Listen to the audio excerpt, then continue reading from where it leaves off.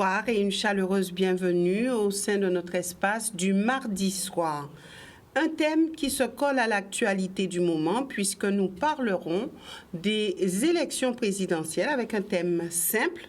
Quelles leçons pouvons-nous tirer du premier tour des élections présidentielles 2022?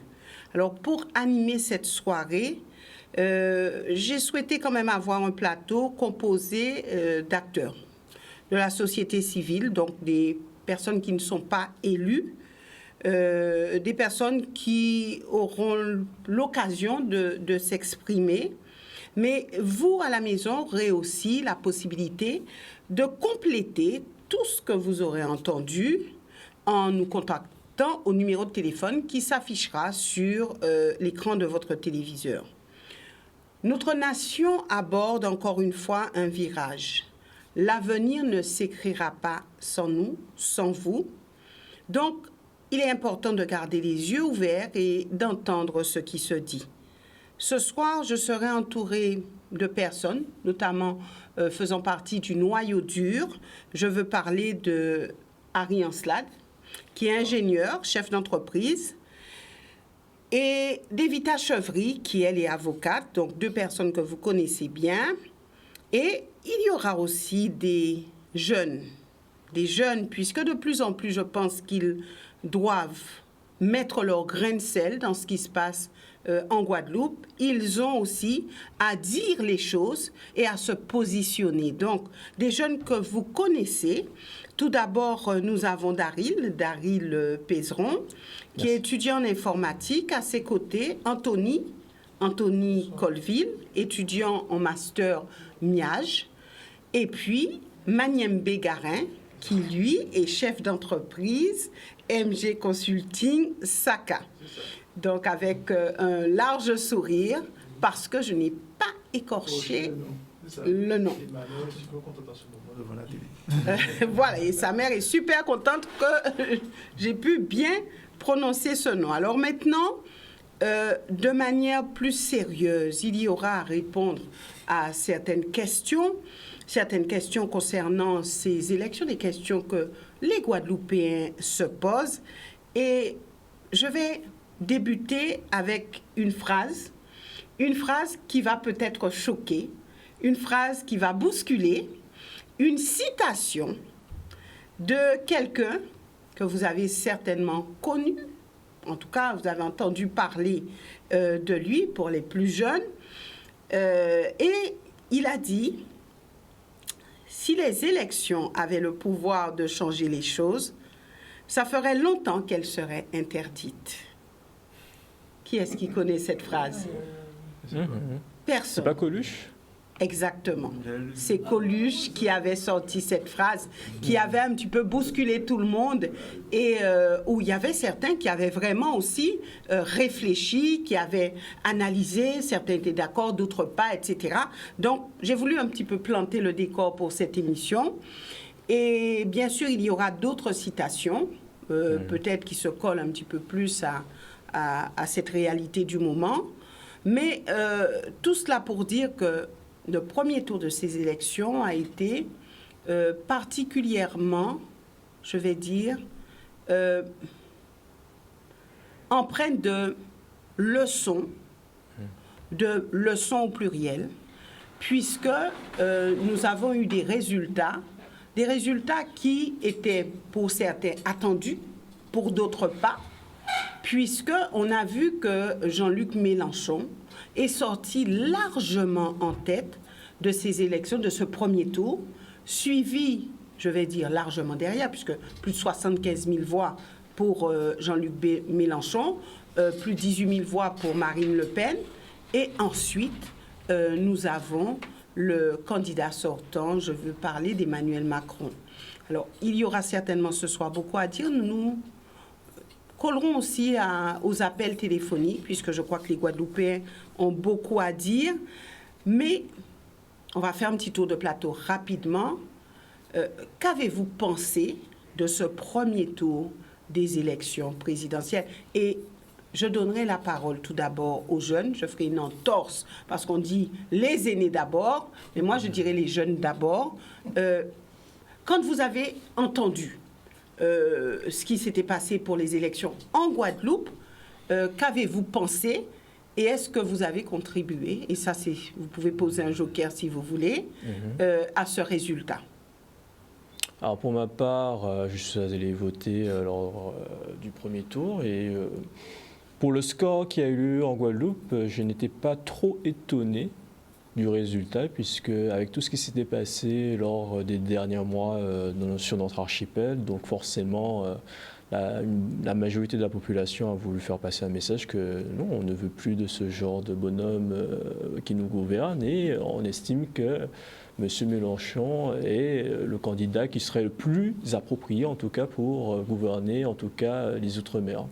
Après, pour ce qui s'est passé en Hexagone, ça c'est autre chose. De toute façon, ce sont les Français de là-bas qui ont décidé qu'on aurait de nouveau Macron et Madame Le Pen pour ce second tour. Bon. Le résultat est fait et là, je suis en train de réfléchir pour ce qui va arriver pour la suite, tout simplement. Oui, alors on va faire un petit tour de plateau, on va poursuivre. Vas-y. Moi, personnellement, je l'avoue, je n'ai pas participé au résultat qu'il y a eu, car personnellement, pour plusieurs raisons, pas forcément certaines raisons, j'ai juste pas fait ce que je n'avais pas me décider, parce que pour moi, les candidats se ressemblent à peu près tous.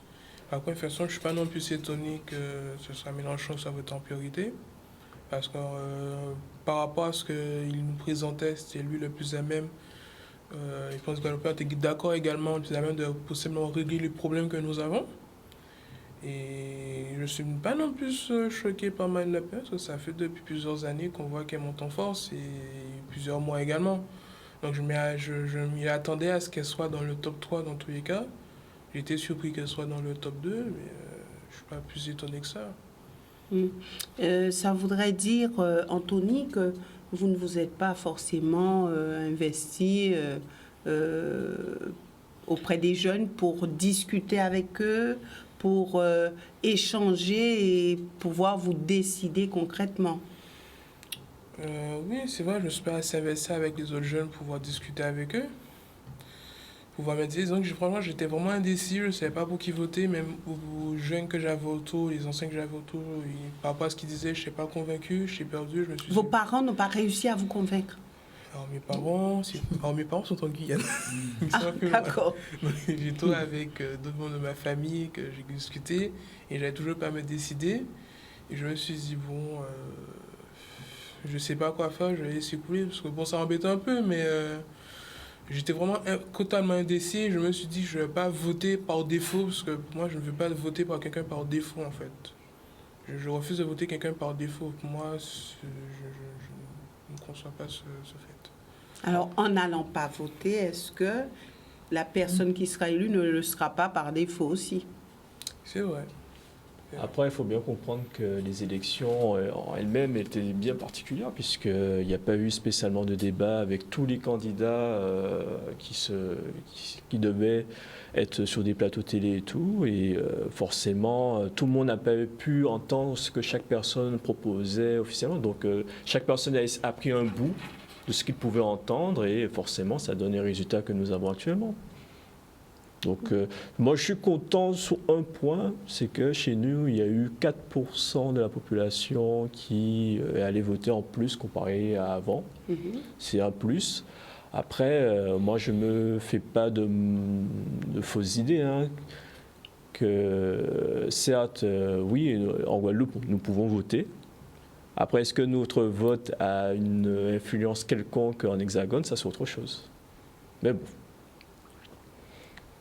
Je fais mon devoir citoyen. Après, peu importe qui sera au pouvoir, je sais très bien que ce ne sera pas eux qui vont régler les problèmes que nous rencontrons tous les jours ici.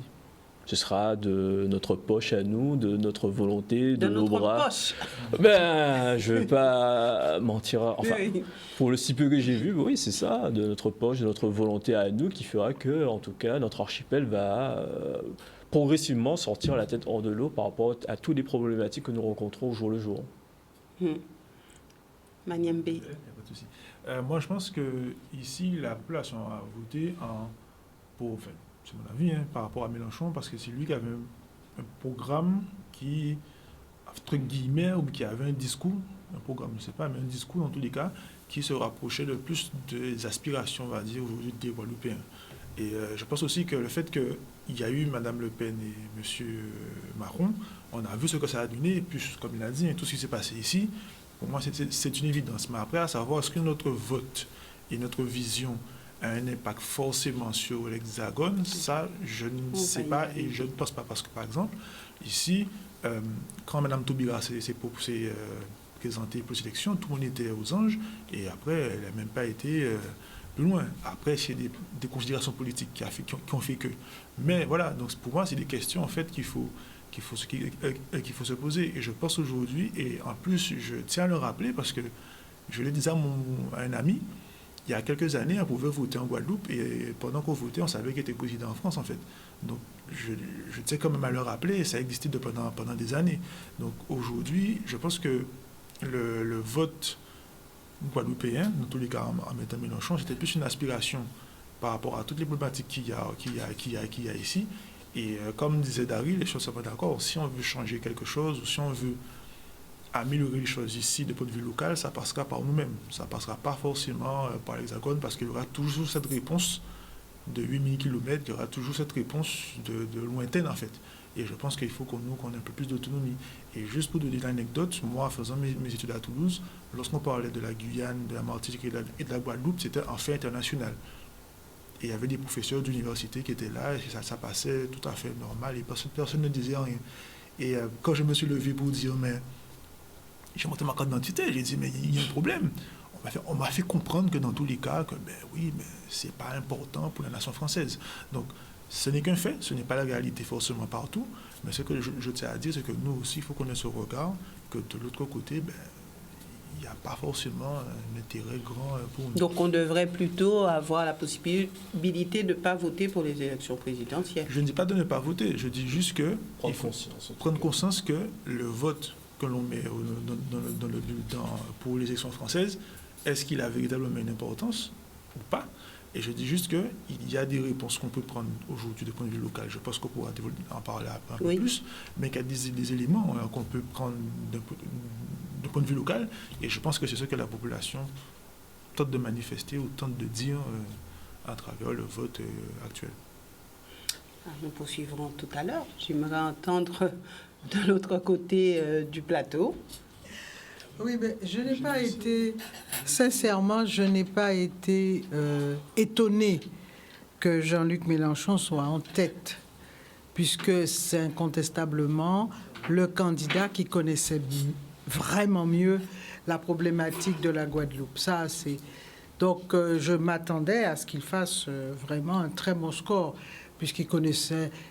D'ailleurs, je ne savais pas, c'est à ce moment-là que j'ai découvert que Mathilde Panot, notamment, gérait la question de présider la commission de l'eau et qu'elle était déjà venue, je ne sais pas, qu'elle était déjà venue plusieurs fois en Guadeloupe. Bon, et puis ils ont fait une communication extraordinaire quand ils vont voir les syndicats devant le CHU et que Jean-Luc Mélenchon sort son petit stylo et son carnet et qu'il prend des notes, etc. C'était une image très forte. Donc les Guadeloupéens, c'est clair, je savais, enfin, je ressentais qu'ils allaient voter Mélenchon. Ce qui m'a étonné par contre, c'est qu'il ait fait un score aussi écrasant.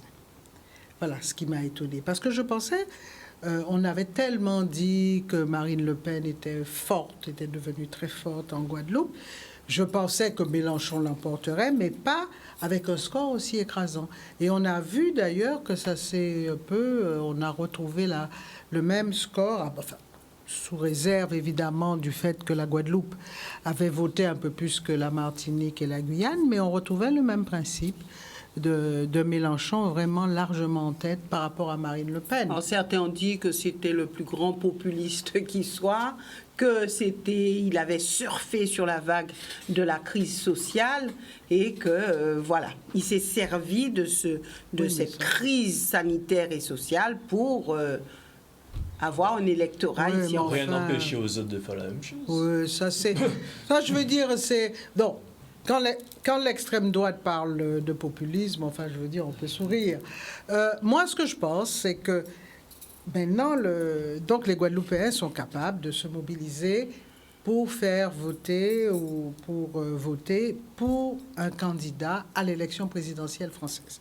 Alors, c'est vrai qu'il y a eu longtemps, pendant des années, et Harry connaît bien la question, doit-on voter, participer à ces élections, etc., etc. C'est vrai que c'est un vrai débat, mais moi, je pense qu'au stade où on en est, on n'a pas compris, on a beaucoup traîné sur beaucoup de choses, on a laissé passer le temps, et la Guadeloupe va de plus en plus mal. Et je pense qu'il faut réagir, et en fait, qu'on le veuille ou non,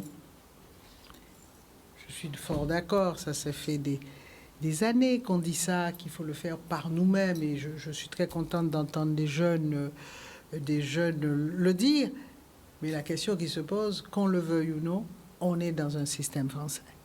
Et si on veut acquérir, parce que le mot fatidique est sorti, de l'autonomie, je ne parle pas de l'autonomie alimentaire, hein, je parle de l'autonomie politique, il est incontestable qu'on a intérêt à avoir à la tête de ce pays-là quelqu'un de sensible à cette question et non pas de quelqu'un qui pourrait fermer toutes les portes et faire de la répression. Voilà. Donc, comment dirais-je? Voilà, ce que je pense, moi, maintenant, c'est qu'on a un autre débat, et là, qui est très, très intéressant, et j'attends avec impatience les résultats, parce qu'il faut toujours analyser ce qui se passe. Marine Le Pen, Macron. Et je suis fort étonnée que des gens anti-Marine Le Pen, anti-extrême droite, etc., me disent, mais sans sourciller. Voilà. Mais même à haute voix, cette fois-ci, Evita, je vote Marine Le Pen. Je pense qu'il faut qu'on réfléchisse à cela, parce que beaucoup de gens disent aussi, jamais le système n'a été aussi répressif depuis Macron. Et c'est vrai que le système est très répressif. Donc les gens disent, est-ce qu'il y aura vraiment une différence?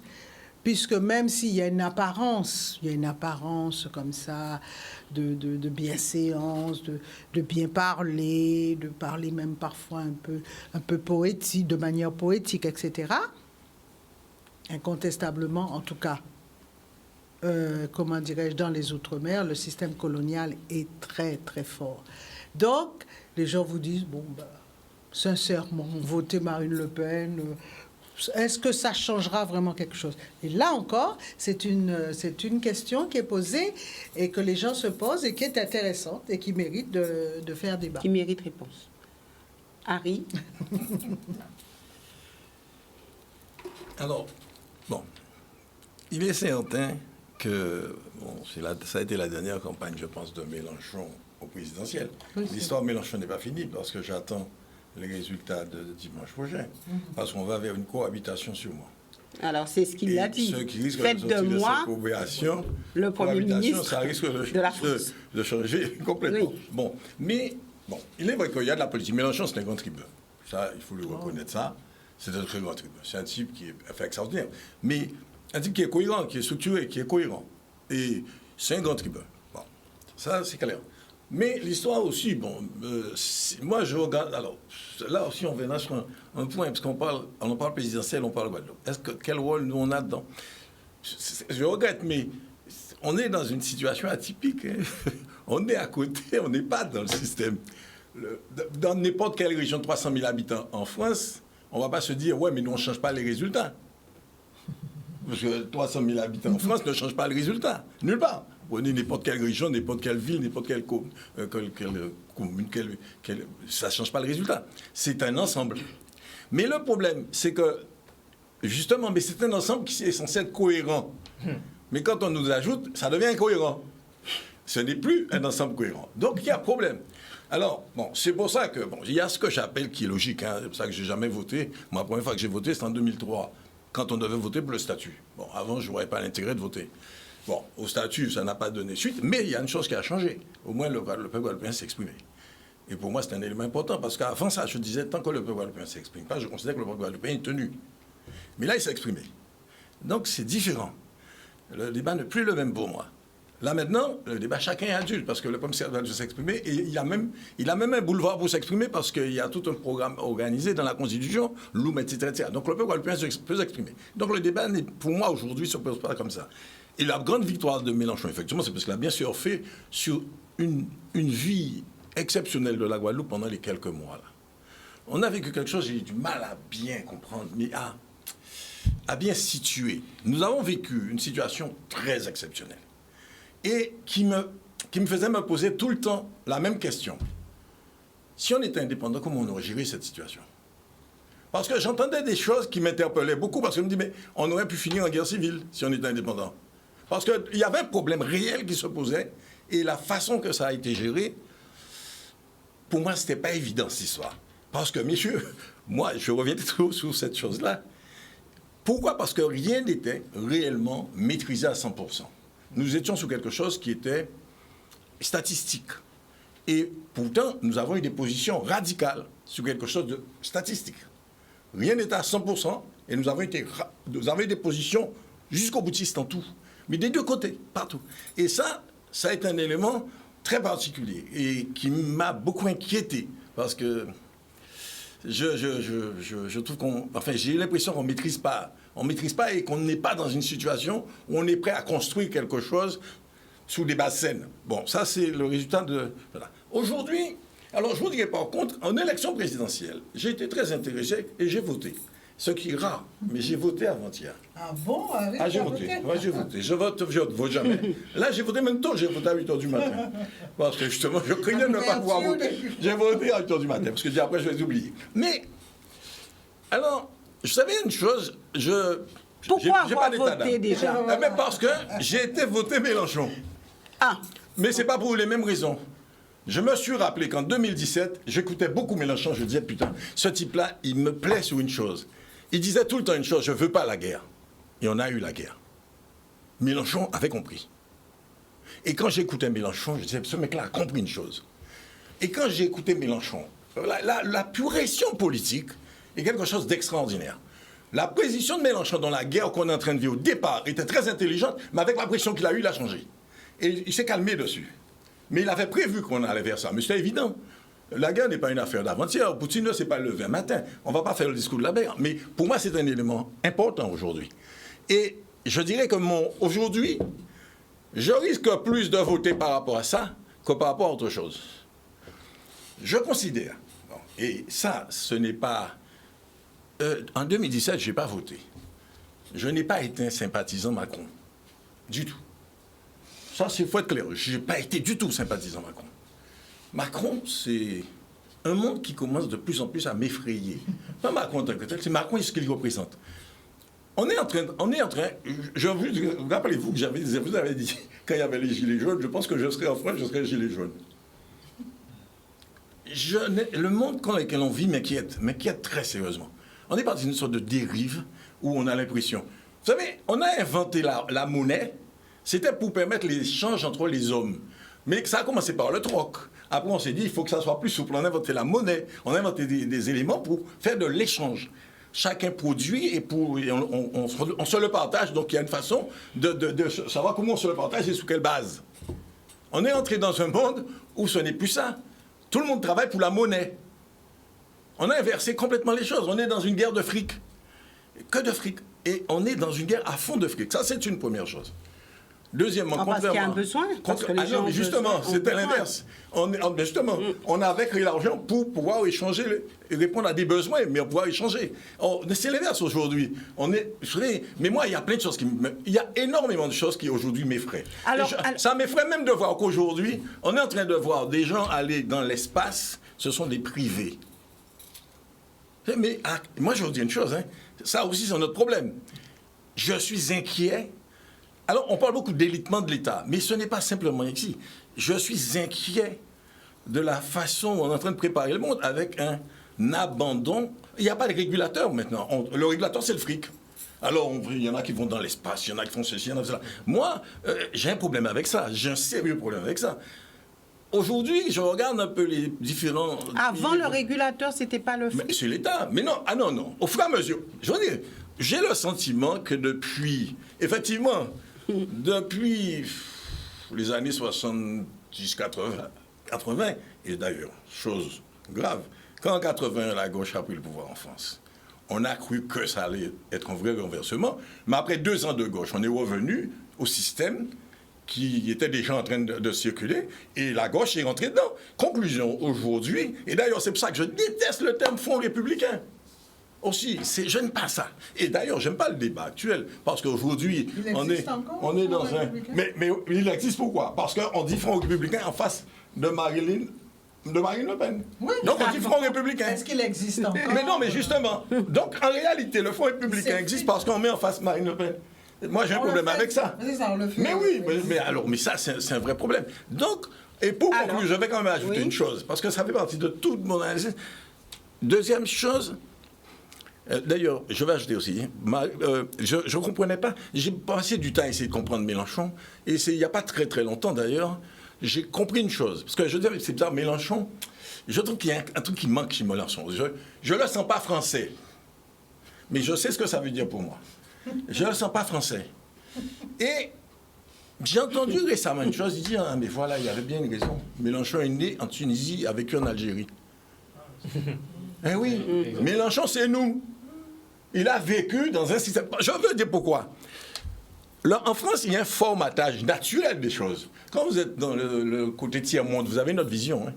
Nous sommes tiers-mondistes. Oui. Et ça, c'est un élément qui joue beaucoup dans son positionnement. Alors, on me fait déjà de grands signes pour passer la pub. Donc, on va marquer par une page de publicité. Je reviendrai avec vous parce que ce premier tour a vraiment marqué. Mais est-ce que les Guadeloupéens ont pris le temps de lire, de décortiquer le programme de M. Mélenchon, de Marine Le Pen, de M. Macron et des autres pour se positionner? Ou est-ce que ça n'a pas été le cas et que les Guadeloupéens se sont positionnés pour d'autres motifs? Alors, on va un petit peu regarder cela parce que les jeunes qui sont avec nous en plateau nous diront est-ce qu'ils ont vraiment pris le temps de lire les différents programmes, notamment programmes pour l'outre-mer? Est-ce qu'ils ont pris le temps de faire ça ou est-ce qu'ils se sont basés sur les derniers éléments qui ont révélé peut-être la personnalité des uns et des autres, c'est-à-dire cette crise sanitaire et sociale qui, de ces derniers temps, donc je reviendrai avec vous pour nous donner un petit peu votre avis sur tout cela, et ça sera juste après une courte page de publicité. Voilà, donc nous revenons avec vous, et vous pouvez de toute façon échanger et prendre la parole si vous le souhaitez, pas dans un ordre forcément établi, sur la question des programmes. Alors, c'est vrai qu'on se dit oui, si tel candidat a été élu, s'il est sorti en tête, c'est parce qu'il avait un meilleur programme, c'est parce que pour les Outre-mer, quand on a parlé d'ici, il avait vraiment quelque chose de consistant. Alors, qu'en pensez-vous sur cette question? Est-ce que le programme de Jean-Luc Mélenchon a plu aux Guadeloupéens? Il a eu le meilleur programme. Est-ce que c'est vraiment comme ça que ça fonctionne et que ça a fonctionné? Je pense qu'il faut d'abord poser la question déjà, qui lit vraiment le programme en fait? Il faut qu'on se pose la question. Parce que je fais juste un parallèle. Quand vous êtes sur votre ordinateur, on vous demande est-ce que vous voulez continuer sans accepter ou accepter sans continuer. Tout le monde fait OK alors qu'il donne des données, ces données privées. Oui, mais ce que je veux dire, c'est qu'on ne lit pas ça en fait. Donc le programme, c'est ça. Donc le programme, je ne pense pas que les gens s'attachent vraiment au programme. Ensuite, est-ce que lire un programme aujourd'hui, ça a vraiment du sens? Parce qu'on constate que, je donne mon avis, mais je rappelle que M. Macron s'est présenté aux élections, il n'est pas de parti, il a fondé un parti à la dernière minute. Donc là, il a fait un programme aussi à la dernière minute. M. Zemmour, pareil, il a fait un programme à la dernière minute. Il n'est pas de parti politique. Donc je pense qu'aujourd'hui, le programme en lui-même, c'est juste pour pouvoir, je pense, satisfaire une certaine vision de peut-être journalistique ou autre pour dire avoir les signatures. Avoir les signatures et autres. Mais aujourd'hui, le monde politique a complètement changé parce que je rappelle encore une fois, M. Macron, normalement, pour pouvoir être président il y avait un schéma un peu pour être président de la France, donc il fallait être maire, passer les caps, après avoir quelqu'un qui te pousse de manière visible et après on devenait président. Enfin, il y avait un schéma. Lui, il est arrivé, il a tout bousculé, on ne le connaissait même pas vraiment, il est devenu président de la France. Est-ce que ça a été une mauvaise chose? Est-ce que ça a été une mauvaise chose? Apparemment, moi je pense que oui, parce que lorsqu'on regarde que à ce moment la dette française a explosé, lorsqu'on regarde sa gestion des choses, et je pense qu'il faut, comme il a dit, il faut aller sur le terrain économique. Je pense que M. Macron, lorsqu'il a été élu, les 10 premiers mois, il a reçu quasiment toutes les fortunes mondiales, notamment américaines, avec BlackRock, une chose qu'on n'en parle pas, alors que BlackRock c'est la plus grande société du monde actuellement, c'est pas Amazon, c'est pas Apple, c'est pas tout ça, c'est BlackRock, des fonds spéculatifs. Donc c'est ce qu'il a voulu mettre en France, avec notamment, c'est eux qui ont... Enfin, il y a des documents qui prouvent que les textes mis en place par BlackRock et les textes mis en place après pour la retraite et autres, l'assurance vie et autres, il y a quasiment du copier-coller. Donc je pense qu'aujourd'hui, le programme en lui-même, est-ce qu'il vaut vraiment? Je ne sais pas, mais il faut commencer à se poser les bonnes questions, qu'aujourd'hui, c'est d'abord le terrain économique et privé qui vaut le coup. Et après, le programme, c'est justement pour avoir les signatures et les 500 personnes qui vous suivent, c'est tout. C'est juste pour faire joli. C'est tout, ça s'arrête là. C'est juste pour faire joli. L'arrivée de Macron en 2017, bon, c'est pas... Parce que finalement, son élection, en dehors de l'affaire Fillon qu'il y a eu, mais enfin, il faut reconnaître, ça pour moi, ma lecture, c'est que il y avait un malaise. Le français ne se retrouvait plus, après toutes ces années de front républicain, gauche-droite, régulièrement, cohabitation, pas cohabitation, mais c'était les mêmes choses. Bon. Finalement, donc ce système-là commençait à s'essouffler, parce qu'on se rend bien compte, le français se rendait bien compte. Mais je parle du français, celui qui galère, là, c'est l'agriculteur, le machin, le mec qui bosse tous les matins. Parce que souvent, c'est là, on oublie ça, on oublie cette partie-là. Mais ce pays-là, c'est beaucoup de ça aussi. Il n'y a pas que des gens qui surfent dans les business, machin, etc. Et ces gens-là, ben, finalement, ils ne se retrouvaient plus. Donc Macron, quelque part, on a pensé. Et en plus, moi, je pense qu'à un moment, on se disait, il vaut mieux peut-être commencer à faire entrer des jeunes au pouvoir. Macron était jeune, et ça, c'était un élément porteur, ça. Parce que les gens commencent à se dire, peut-être qu'il faut mettre des jeunes. On a l'habitude d'un paquet de politiciens qui arrivent à 70 ans, là, il faut mettre des jeunes. Bon, Macron est arrivé, et on a fait l'expérience Macron. Ça a donné très rapidement l'expérience Gilets jaunes et tout le Bataclan. Mais parce que, justement, si on parle de programme, un programme, c'est quoi? On met les chiffres. On met des chiffres, alors c'est des débats, il y a un expert qui va venir pour dire c'est pas tout à fait ça, ça a coûté 70 millions, pas 35, etc. Mais c'est tout ça. Moi, je considère sincèrement tout ça comme des éléments de campagne. Parce que quand on est dans la gestion réelle le lendemain, les meilleurs programmes à l'époque, c'est comme je dis, 81, la gauche arrive au pouvoir, mais c'était l'euphorie. Mais là, c'était pas une question de chiffres, c'était une question de vie. C'était retraite, c'était congé, augmentation du nombre de semaines de congé, etc. C'était règles de vie, mode de vie, liberté de la presse, etc. Alors quelqu'un me disait aujourd'hui avec ça, il a fait. Quelqu'un me disait aujourd'hui que les candidats arrivent avec des programmes, mais qu'on ne leur demande jamais comment pensez-vous, avec quel argent pensez-vous faire tout ça, et est-ce que vous avez chiffré, est-ce que vous avez chiffré tout cela? Cette personne me disait qu'on ne pose pas cette question. On leur demande et on pose la question aux experts. Mais le problème, c'est pas le fait de leur demander, c'est l'intelligence des réponses. Je prends un exemple tout bête. Revenu universel de Hamon en 2017. Revenu universel, j'ai entendu X fois par des journalistes dans de grands trucs télévisés, machin, des journalistes qui disent ça va coûter tant. Bon, un calcul rapide, on disait à peu près que le revenu universel serait de, je ne sais plus combien, 700, 800 euros, ou plus quoi. On multiplie, et on constate qu'ils ont multiplié par la population. Je dis, mais on ne peut pas être con à ce point, ça n'a aucun sens. Le revenu universel, c'est pas ça. Mais par contre, ce qui me surprenait, c'est que, on est à ce stade-là de réagir sur une affaire alors que les Suisses venaient de finir un référendum. Or, les Suisses ne sont pas des socialistes ou des socialisants. Ça veut dire que quelque part, ça a commencé à interpeller. La Finlande avait lancé une expérience avec toute une population. Donc, quelque part, un phénomène, d'ailleurs, dont on parle moins maintenant, mais en France, ça a été bafoué, on a dit tout et n'importe quoi. Le problème, quand on parle chiffres, parce que c'est toujours pareil, vous savez, finalement, le débat, et d'ailleurs, c'est ça qui va arriver là. Demain, on va avoir un débat. Je pense que Marine Le Pen est avocate. Elle dit comme Mitterrand était nul en économie. Marine Le Pen est pas tellement plus forte en économie. Et je pense que Le Pen, c'est ça. Il faut faire attention, il y a une avocate juste à côté. Alors, côté non, ce que je dirais, c'est qu'en 81, on avait mis Mitterrand à l'école, vraiment pour qu'il soit capable de faire face à Giscard d'Estaing, qui était polytechnicien. Et ministre qui avait été ministre de l'économie et des finances. Donc, là, Mitterrand a réussi à ne pas perdre le pied, surtout que Giscard, lui, il avait un passé. On se retrouve un peu dans le cas Marine Le Pen. On verra Macron, bien. On est un peu dans un cas comme ça, où on a un va se passer de pouvoir et l'autre qui... Et Anthony ensuite. Donc, Pourquoi il est très fort, Et puis, l'économie, Macron? Macron était banquier. Bah oui, mais attention, Non, un banquier, attention. c'est un homme de Non. chiffres qui Non, calcule, qui mais- fait ouvre non, la mais justement. caisse.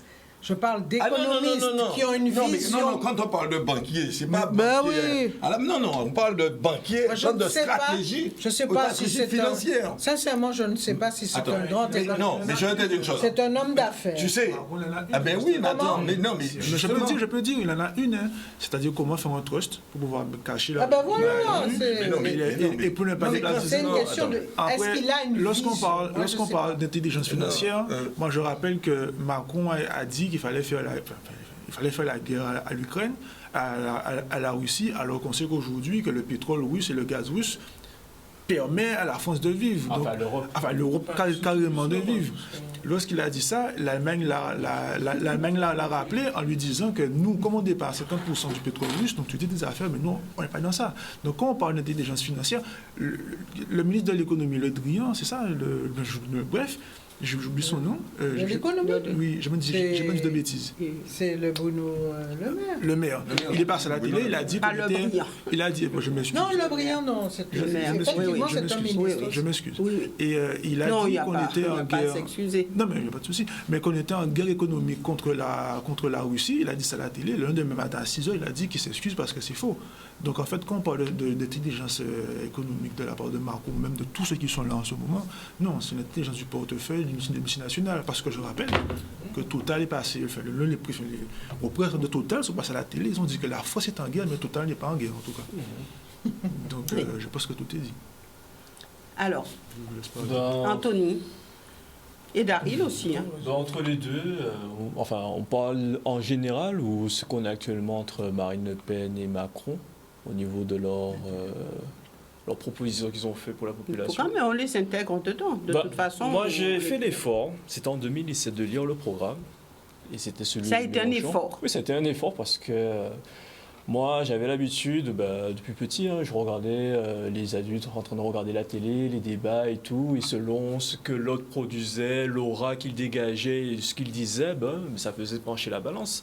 Et je pense que plus de 95% de la population, enfin je sens un chiffre comme ça, et de cet avis-là, en fait, on regarde ce qui se passe à la télé, de ce qui est expliqué, des bourdes qu'ils font ou des ajustements qu'ils apportent, et de là, on donne un avis, concrètement.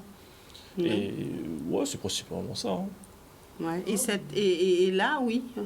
Là, Vous avez le entre programme les deux, là, entre Macron et Le Pen, ce ne sera pas une question de programme. D'un côté, moi, je vois un néolibéral qui veut s'ouvrir au monde et écouter les grandes fortunes et tout, ou les nations. Et une nationaliste pure et dure. Et encore pure et dure, ça reste à voir. Donc, alors, on va voir lequel de la population préfère. Est-ce qu'on veut un néolibéral européen et tout, ou une nationaliste qui veut mettre avant tout le français au-dessus de tout? On va voir. Ouais. Anthony. Moi, c'est un peu comme Darius. Moi, par rapport au programme, je l'ai, on va dire, feuilleté de loin, comme la grande majorité des gens. Feuilleté de loin, voir ce qui ressort le plus parmi les programmes qui est le plus intéressant. je vais pas vous mentir que j'ai commencé à arrêter de lire le programme de Macron, excusez-moi, dès que j'ai vu que, ce cher monsieur, on lui dit que ça c'est trop cher, il me dit, ça, on vous propose de louer une voiture électrique pour 100 € par mois, pourquoi pas? Et d'autres inepties du genre avec, par exemple, votre terrain ne vous appartient plus, vous le louerez. Moi, j'ai vu des inepties comme ça, j'avoue que j'ai pas spécialement eu envie de le lire encore plus. Marine Le Pen, c'est la même chose, mais c'est un peu l'inverse, un peu à l'opposé. Bon, là, c'est une forte nationaliste, comme dit Daryl, et que ce soit l'un ou l'autre, les programmes sont pas intéressants, même quand on regarde dans les grandes lignes. J'ai fait que ça, même si je pense que je regarde plus attentivement, je suis pas sûr que ça a changé grand-chose. Après, la question où je rejoins monsieur, c'est qu'actuellement, nous sommes dans une phase où, dans les prochains mois, on risque de passer, avec ce qui se passe en Ukraine, dans une guerre peut-être totale, avec l'alimentation des États-Unis qui, eux, veulent toujours armer les Ukrainiens pour pouvoir répondre justement à l'offensive russe. Et moi, je me disais sous le moment, ouais, ils veulent aider la population, mais le fait de les permettre de tout le temps être mieux armés, mais ça fait que cette guerre continue à perdurer. Et peut-être que, à la fin, qu'est-ce que ça va donner en fait? Et voyant que Macron, tout ça, les nations, enfin toutes les nations européennes sont un peu pour ce genre de manœuvre, armer encore plus l'Ukraine, je me dis, mais en fait, dans les prochains mois, qu'est-ce qu'on va avoir à la fin? Bientôt, j'espère qu'on ne va jamais vivre ça dans l'histoire de l'humanité, qu'un pays lâche une bombe atomique en réponse de représailles quelconques. J'espère qu'à aucun moment, moi, nous allons vivre... répondrais, il y a des choses beaucoup plus efficaces sur une bombe atomique à l'heure actuelle. Ne t'en fais pas, ils ne vont pas l'utiliser. Et moi, ce que je crains le plus, c'est que des pays qui, à l'heure actuelle, sont en retrait, risquent de se ramener dans la danse. Et là, ça va vraiment être un énorme bordel, excusez-moi du mot. Parce qu'il y a des pays que là, pour l'instant, ils regardent, mais... ça commence à chauffer un peu partout et si jamais ça pète, ça pète fort. Et c'est ça, et là, j'étais abasourdi de voir dans le New York Times où, pour ne pas pénaliser M. Macron par rapport à l'embargo du gaz russe, ils ont bloqué justement l'augmentation du gaz afin de ne pas permettre justement l'arrivée de Marine Le Pen au second tour. Je me suis dit, mais incroyable. Donc les gars, ils savent très bien que si elle passe, elle risque potentiellement de rendre les choses un peu plus difficiles par rapport à ce qu'eux, ils veulent aller. Sachant que là, actuellement, eux, c'est armer l'Ukraine à tout prix et pénaliser la Russie au maximum.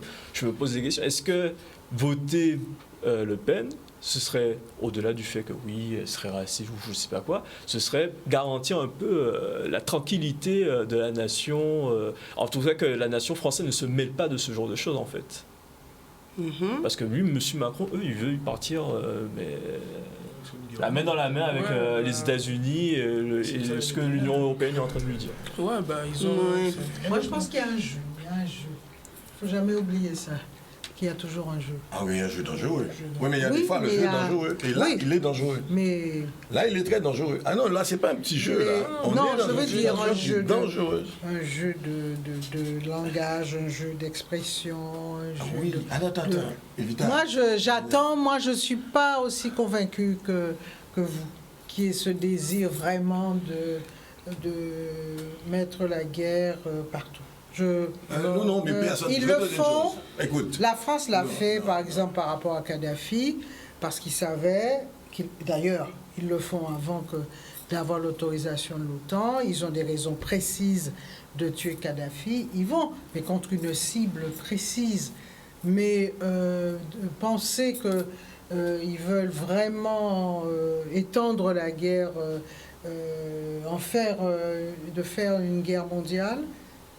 Mais tu sais, quand on a tranché une guerre, on ne dit pas qu'elle va être mondiale. Hein. Non, je suis... Elle devient mondiale. Hitler, quand il rentre en guerre, mais la dernière guerre mondiale... Mais écoute, on va pas dire Hitler. Il y a eu à chaque fois des gens qui ont dit on fait l'Europe, nous, et on fait tout machin. Quand Napoléon l'a fait, Hitler l'a fait après.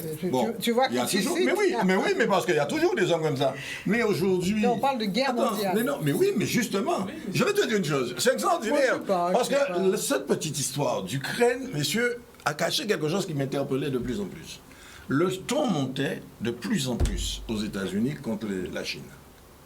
je disais, putain, les mecs préparent un truc Et qui voilà, va être dangereux. c'est ce que je dis. Mais ah non, mais Il y a attends, c'est pas un toujours des jeu. jeux. Ah non, mais c'est pas un jeu. Mais c'est pas un jeu. Mais si, en fait, ça dépend de ce que tu appelles un jeu. Non, mais justement. Voilà, je crois que c'est sur le mot jeu qu'on ne se rencontre pas. Quand les Russes ont mis leur missile sur le bateau pour aller l'emmener pour Castro à Cuba, quand il est arrivé dans les eaux, Kennedy a dit, si ce bateau-là ne fait pas demi-tour, c'est la guerre mondiale.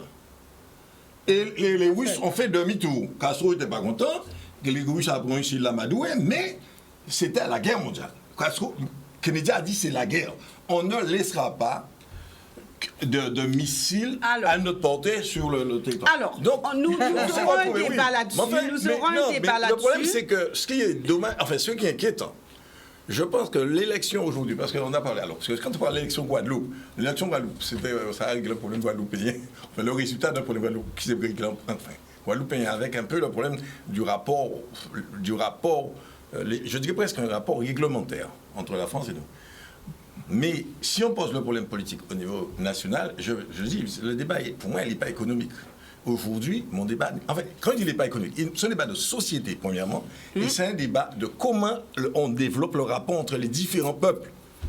Parce que je vous dis, aujourd'hui, je considère qu'on est en train de poser tous les éléments d'un conflit sérieux, et on a l'air de prendre ça à la légère. Les gens, moi, Biden, qu'on croyait trop vieux, tout là, etc., la politique de Biden n'est pas du tout une politique de paix. Et d'ailleurs, cette affaire-là s'est déclenchée avec un certain nombre d'attitudes. Et on provoque le truc. Oui, on parle, Poutine est un sauvage. Mais il y a 20 ans qu'on fait les choses. François Hollande arrive, il refuse de vendre un avion à un type qui est à un État comme la Russie. Un bateau militaire à un État comme la Russie. La France est engagée, on doit livrer le bateau. On ne le livre pas, le type a payé. Mais en plus qu'on ne le livre pas, on donne le bateau à Sisi, en Égypte. Non, mais c'est pas des jeux, ces choses-là.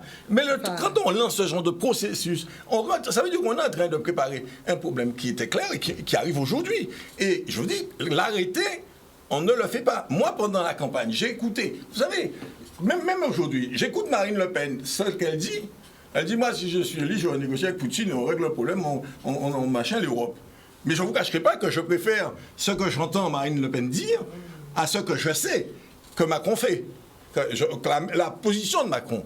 Parce qu'à ce niveau-là, je pense qu'il est grand temps d'arrêter de dire on arme tel et on soutient. Mais les histoires de ce genre, j'ai vu le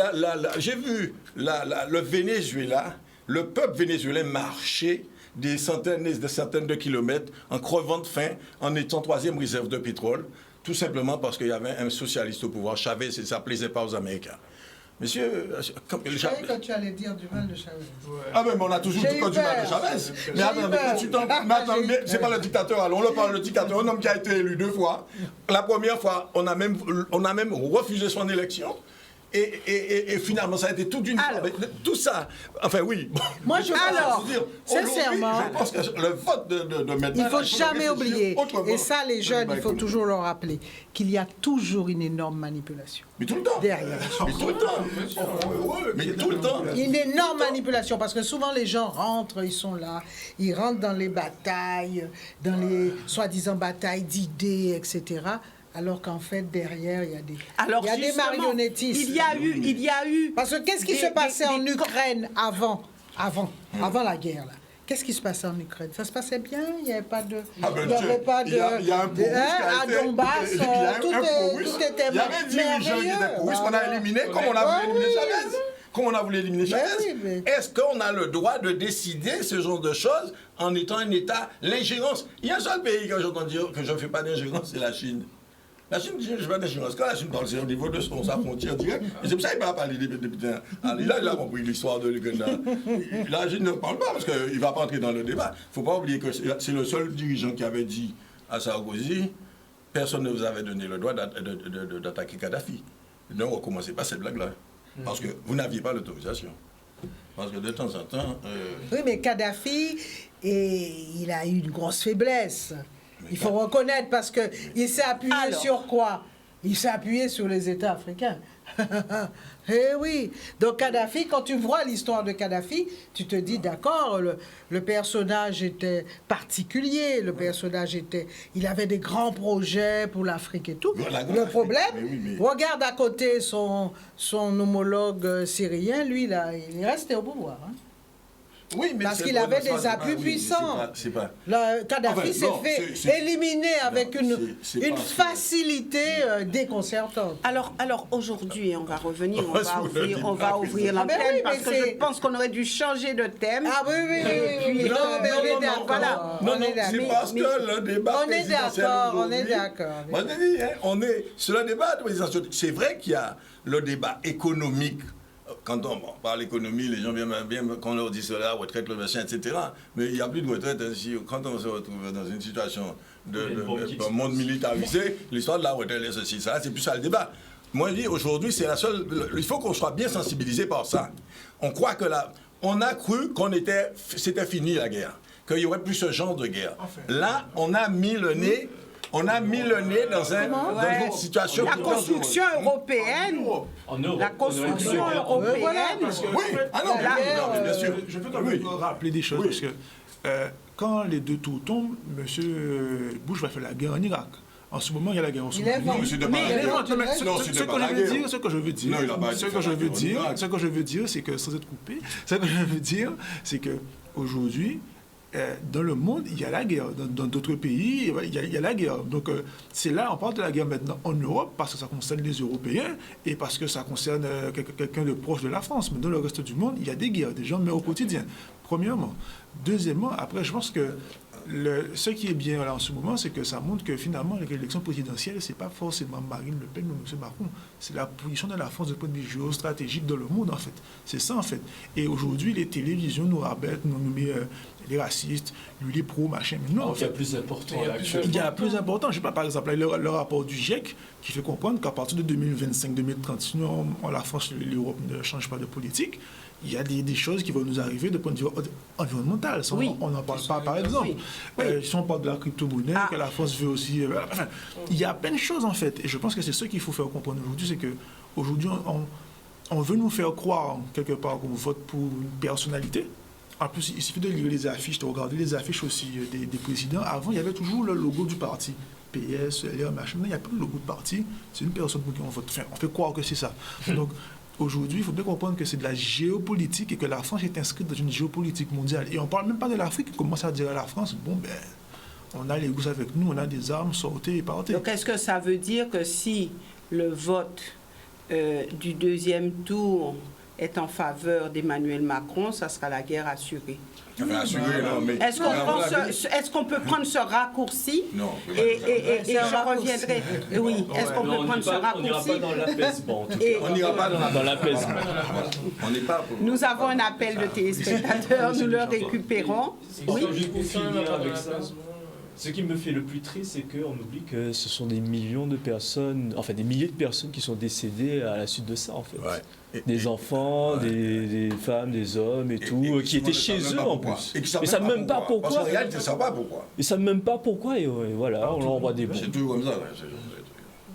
Et c'est ce qui me fait le plus de la peine actuellement. Nous partons du côté du téléphone. Bonsoir, nous vous écoutons. Oui, bonsoir. Bonsoir, madame. Bonsoir, messieurs, dames. Je suis en train de vous écouter religieusement. Je me demande est-ce qu'on s'est... Bonsoir, mesdames, messieurs, dames. Bonsoir. Je suis en train de vous écouter religieusement. Je me demande si on ne s'est pas trompé de titre au débat, parce qu'on parle que de la guerre de l'Ukraine et de ciseaux. Moi, j'aimerais bien qu'on parle du deuxième tour de l'élection présidentielle, c'est ce qui m'intéresse. Parce que le thème, c'était le deuxième tour pour l'élection de samedi chez nous. Et on n'arrête pas de nous parler de la guerre. On est saturé de ça sur toutes les antennes toute la journée. Et là, vous êtes en train de... Le titre, c'était pas tellement ça. Alors moi, j'appelle juste pour dire, j'aimerais bien que le débat, on laisse la guerre un petit peu, qu'on nous parle un peu de ce qui va se passer au deuxième tour entre le débat de demain, entre Marine Le Pen et puis le président. Merci beaucoup. Merci, madame. Allez, au revoir, madame. Merci, madame. Alors, qu'on parle de ces élections. C'est pas complètement pas lié, mais je la comprends, mais bon. Bien. Alors maintenant, c'est silence sur le plateau, mais Mais non, mais c'est vrai que souvent, mais c'est ça qui est intéressant. On parle de... Et puis on revient. C'est bien ce que Madame a dit aussi, nous rappeler. Oui, elle a, parce que là, elle a envie c'est parce que de... ça l'intéresse. Oui, C'est certainement pour ça. Oui, mais il faut tenir compte de l'expérience, je vous dis. Si on écoutait l'élection présidentielle d'il y a 4-5 ans, eh bien, on entendait tout le temps Mélenchon parler de la paix. Je veux la paix. J'évite la guerre. Je ne veux pas la guerre. Je ne veux pas. Il disait ça tout le temps. Et on n'écoutait pas. Parce que justement, on avait l'impression que ça n'avait rien à voir. Aujourd'hui, on est dedans. Alors nous avons un autre appel, nous le récupérons, mais il y a effectivement cette question des candidats. Aujourd'hui, les Guadeloupéens se trouvent face à 2 candidats. Alors, les jeunes ont bien posé le problème, et tout à l'heure, ils l'ont répété. Alors là, on dit que celui-là, celle-là, elle est raciste. L'autre, de toute façon, il ne convient pas parce qu'il il dit tout et son contraire. C'est ce qu'on entend au niveau de la population. Est-ce que ce n'est pas réel? Donc, ça sera à vous de répondre. Mais on a 2 candidats aujourd'hui. Alors, qu'est-ce qu'il faut? Et je reviens. Alors, il y a des programmes. Vous dites non, les programmes, on va les laisser tranquilles. Mais qu'est-ce qui peut pousser un Guadeloupéen à voter pour Emmanuel Macron plutôt que Marine Le Pen ou vice-versa? Qu'est-ce qu'il faut retenir de ces 2 candidats? Est-ce que tous les 2 sont pareils, hein?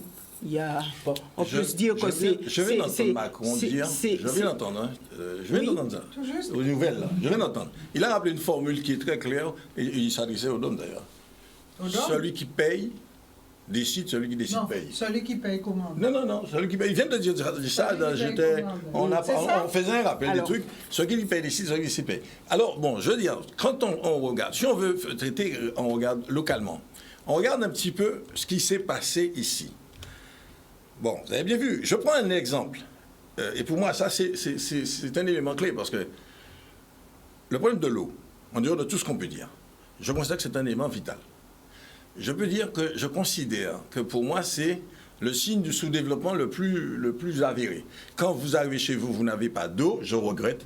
Aujourd'hui, en 2022, c'est pour moi quelque chose de concevable, sauf si vous êtes dans un pays, vraiment, il n'y a pas d'eau. Mais on a développé tellement de techniques pour produire l'eau, pas de la mer, avec tout ce qu'on veut. Je ne comprends pas, et je crois que je l'ai déjà entendu de la bouche de certaines personnes, Mélenchon l'a beaucoup dit, et même Marine Le Pen l'a dit aussi. À ce niveau-là, on n'entre pas dans un débat de responsabilité de qui croit quoi, on a une responsabilité d'État. On ne peut pas laisser un territoire français sans eau. Je regrette, on me dira qu'on fera tout ce qu'on voudra.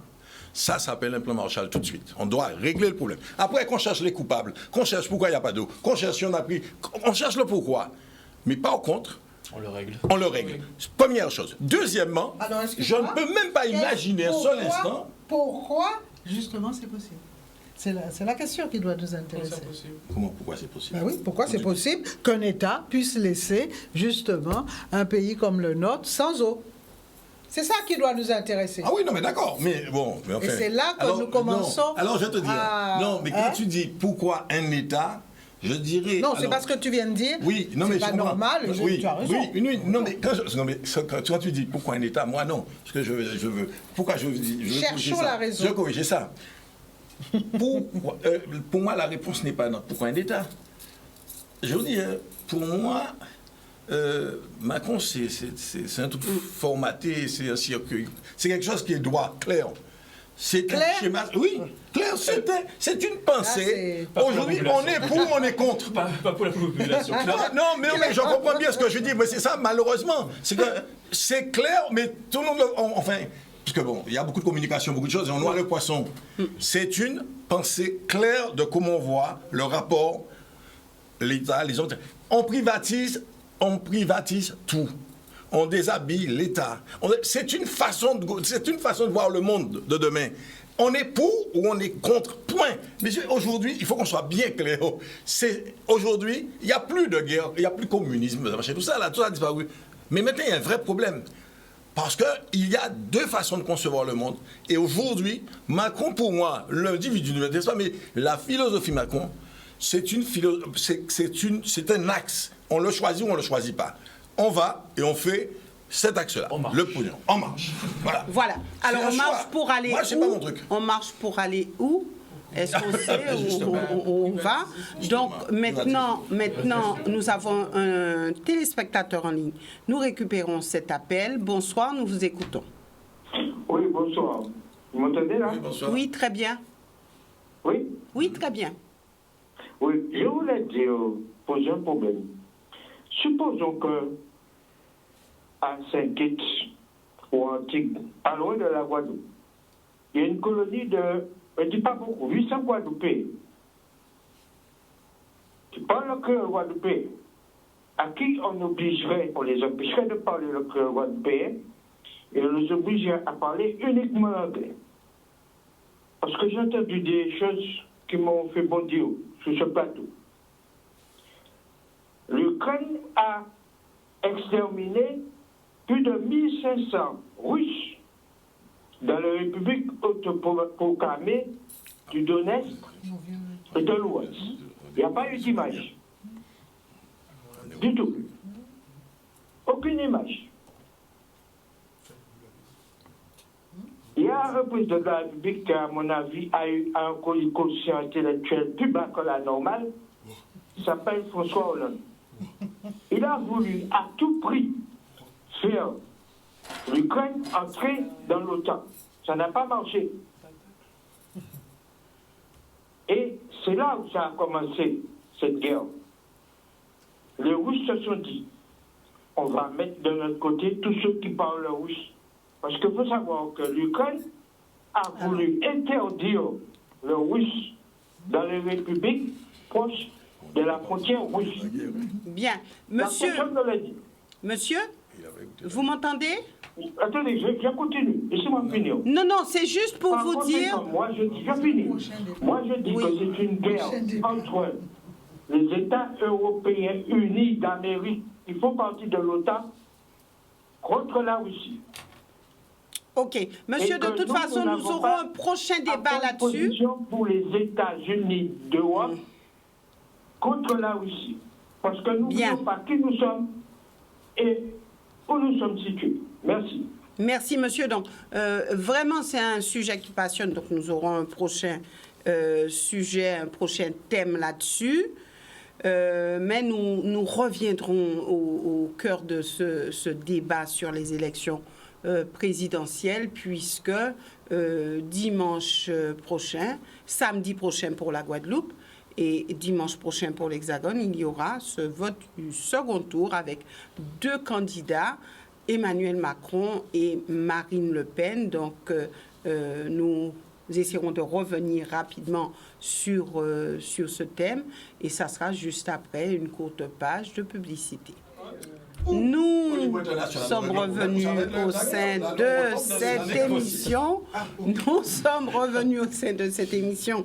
Comme vous le voyez, les débats continuent même pendant cette page de publicité. Alors, aujourd'hui, qu'est-ce qui peut être déterminant dans le vote du second tour? Alors, c'est vrai que tout à l'heure, on a entendu, oui, mais moi, je ne savais pas pour qui voter, donc finalement, je n'ai pas voté. Alors, qu'est-ce qui, aujourd'hui, doit retenir l'attention des Guadeloupéens? Qu'est-ce qui peut faire que, déjà, les Guadeloupéens aillent aux urnes? Deuxièmement, qu'est-ce qui peut être déterminant? Est-ce qu'il y a les atouts pour M. Macron, des atouts pour Mme Le Pen? Qu'est-ce qui peut faire en sorte qu'il y ait, un vote conséquent en Guadeloupe? Alors, apparemment, c'est une question difficile. Et je sais pas, mais moi, je pense que... De toute façon, il y a deux visions basiques que, de toute façon, même si je ne dis pas, mais que les médias vont présenter, soit on est dans l'ultralibéralisme de Macron, soit on est dans la partie souverainiste Marine Le Pen. Et même les Guadeloupéens qui se sentent touchés par le discours républicain, mais du coup, ils vont voter pour Mme Le Pen. Et ceux qui se sont touchés par le discours libéraliste, ils vont voter pour M. Macron. Mais je pense qu'ici, il faut qu'on se pose les bonnes questions. C'est-à-dire, on voit bien que l'élection je ne dirais pas de jouer d'avance parce que je ne veux pas non plus être pessimiste, mais on va mettre que l'élection a quand même des canevas qui sont respectés, qui font qu'encore une fois, on a le même jeu politique. Donc c'est à nous maintenant de se poser des questions en interne, en tant que Guadeloupéens.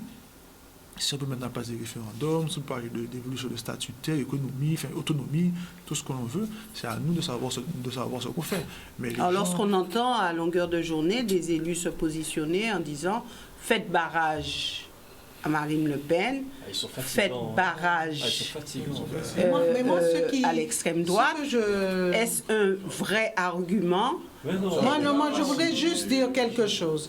Comment peut-on être un élu de ce pays-là et les Guadeloupéens votent à 75%, ceux qui ont voté pour Jean-Luc Mélenchon. Ensuite, Marine Le Pen, assez loin, mais Marine Le Pen, deuxième. Et ton candidat, celui pour lequel tu te bats, est quasiment éliminé. Et il ne se pose pas de questions. Je veux dire, il n'y a pas un moment où, en tant qu'élu, on se dit, bon, là, il y a un problème. Je suis complètement déconnecté. J'ai demandé, j'ai fait de la propagande pour Macron, mais le peuple guadeloupéen que je représente, il me dit non, et de manière très, très violente. Et moi, c'est ça qui m'épate parce que c'est incontestablement le cas. La distanciation qu'il y a entre les élus et le peuple, eh bien, elle s'agrandit. C'est évident, parce qu'on ne peut pas en même temps aller à l'encontre de ce que veut le peuple quand même, le peuple que tu es censé représenter, parce que si c'est le peuple d'à côté, peut-être.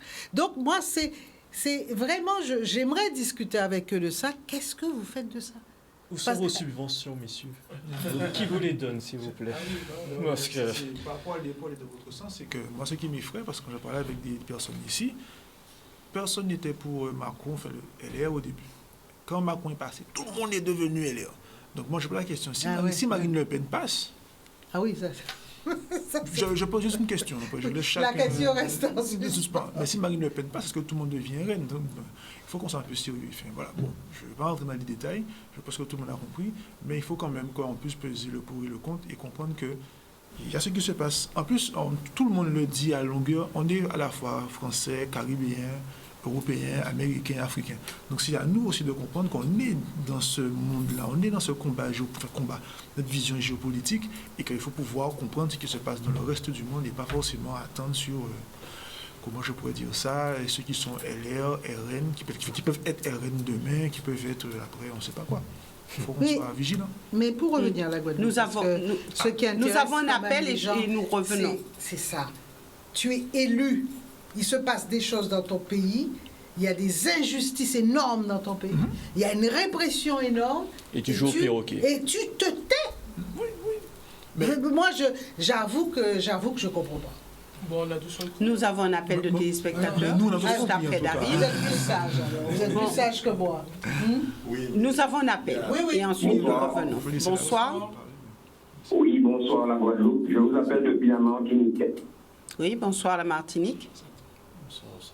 Voilà, donc je prends en compte un petit peu le débat et je suis en train de me rendre compte que vous avez touché du doigt un sujet hautement sensible et hautement intéressant. Et bon, c'est dommage que ce sujet, on va dire, ne soit pas traité un petit peu avant parce que il y a, à mon humble avis, un problème de fond, un problème constitutionnel. Vous savez, très souvent, on parle de l'élection, on parle des élections, mais on ne creuse pas assez du point de vue constitutionnel.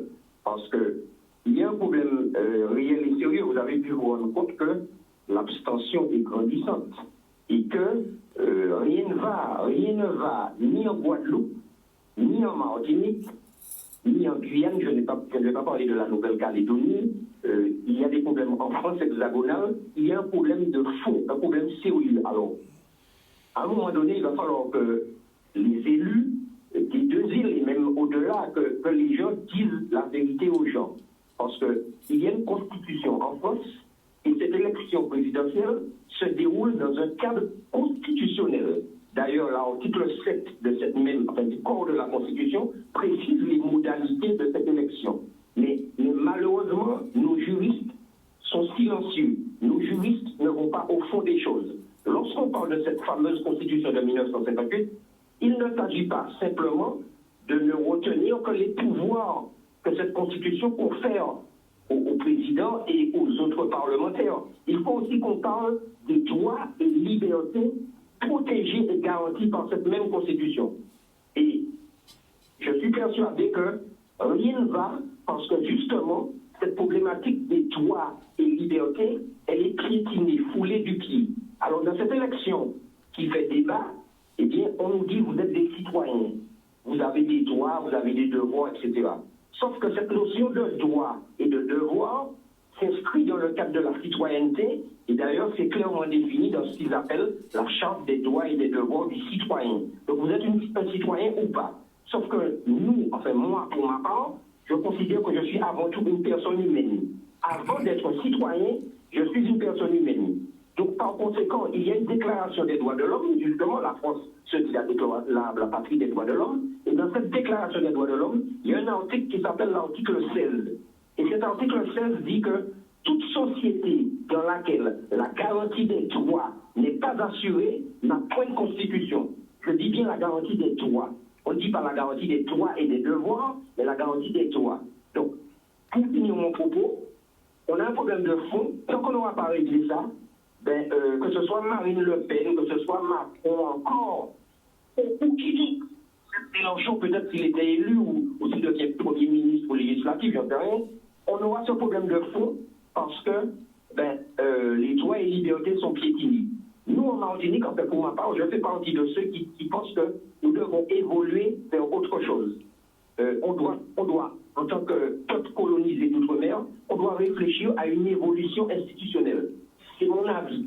Ça devrait faire l'objet d'un débat. Je ne vais pas être plus long. Je vous remercie pour m'avoir écouté. Et puis bon, je reste à l'écoute de ce que vous allez répondre par rapport à tout ce que je viens de dire. Je vous remercie. Merci, monsieur. Merci. Alors, ce monsieur a parlé d'évolution institutionnelle, évolution statutaire. On a parlé beaucoup d'autonomie durant cette campagne des élections présidentielles ici en Guadeloupe, où certains ont dit oui, mais Macron, il veut nous donner notre autonomie. Alors, ça fait partie aussi des pièces du puzzle. Donc, voilà. Alors, comment décortiquer tout ça? Et je reviens à la question avant que ce téléspectateur ne s'exprime. Et puis, si vous voulez rajouter autre chose ou dire quelques mots au téléspectateur, allez-y. Et puis, ça sera avec Daryl. Malheureusement, je n'ai pas fait de droit, donc je ne sais pas si je peux répondre parfaitement à ce qu'il sous-entend, mais je comprends l'idée de, effectivement, on a nos propres problématiques, et c'est vrai qu'avec tout ce que nous avons comme moyens humains et intellectuels, rien que chez nous, je me suis toujours posé la question, est-ce qu'il y avait eu en amont, justement, cette réflexion de comment on allait rédiger notre propre constitution si nous devenions indépendants? Et je ne sais pas si madame pourrait me répondre à ce niveau-là. Est-ce que oui, il y avait est-ce qu'il y avait eu une ébauche de quelque chose ou quoi que ce soit ou pas du tout? La seule ébauche, peut-être, ça sera peut-être complété par Harry, c'est le statut. Mais non, la Constitution, non. Je n'ai jamais entendu parler de ça.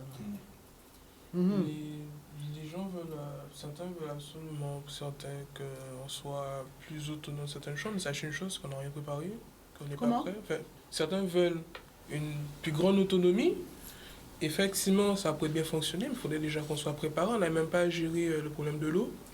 Donc, vous voulez vous gérer vous-même? Je ne sais pas, parce que ça, le truc que je vois très clairement qui va arriver, on va être autonome. Vous allez voir que ce qui va se passer, c'est que tous les pays des Caraïbes étrangers vont venir se ramener pour faire notre truc ici. Parce que les gens ici ne sont pas préparés.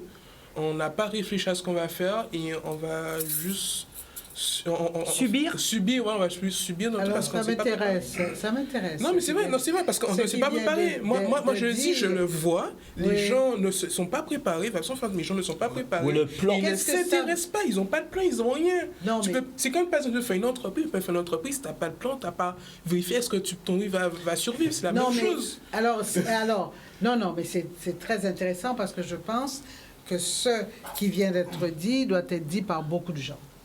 Le problème, c'est que, premièrement, ça fait 30, 40 ans, 50 ans qu'on dit nous ne sommes pas prêts. Premièrement. Deuxièmement, est-ce que vous pouvez me citer un pays où le peuple était prêt? Moi, je sais qu'il y avait une minorité agissante, mais le peuple prêt obligatoirement à l'autonomie ou autre, moi, j'y crois pas, sincèrement. Quand on parle d'autonomie, je pense qu'il faut prendre du recul sur l'humanité et ce qui s'est passé dans l'humanité. C'est-à-dire que tout peuple qui s'est construit ne s'est jamais construit dans un monde de béni oui ou autre. Voilà. Non, mais il faut être clair. Je sais pas, on apprend ça à l'école. Il y a eu la Première Guerre mondiale, la Seconde Guerre mondiale. La première partie fait la guerre par-ci. En France, on mangeait des rats en 1920. Donc, il faut quand même qu'on soit... Alors, à ce niveau-là, il faut qu'on prenne un recul historique, un recul sur l'humanité. Et que oui, toute civilisation qui se construit, tout peuple qui se construit dans une démarche. Et des fois, il y a des guerres, des fois, il y a le peuple égyptien existait, les Akka, les Olmèques, tout le monde a existé, tout le monde a disparu. Il faut aussi potentiellement penser que peut-être que dans 2000 ans, la civilisation telle qu'on la connaît aujourd'hui n'existera pas. Qu'est-ce qu'on en sait? Parce que peut-être que... Non, mais ce que je veux dire, c'est que l'Égyptien ou peu importe la civilisation, le Romain qui existait avant, pendant son époque, il pensait qu'il allait vivre pendant des siècles comme ça. Et aujourd'hui, elle est où, la Rome antique?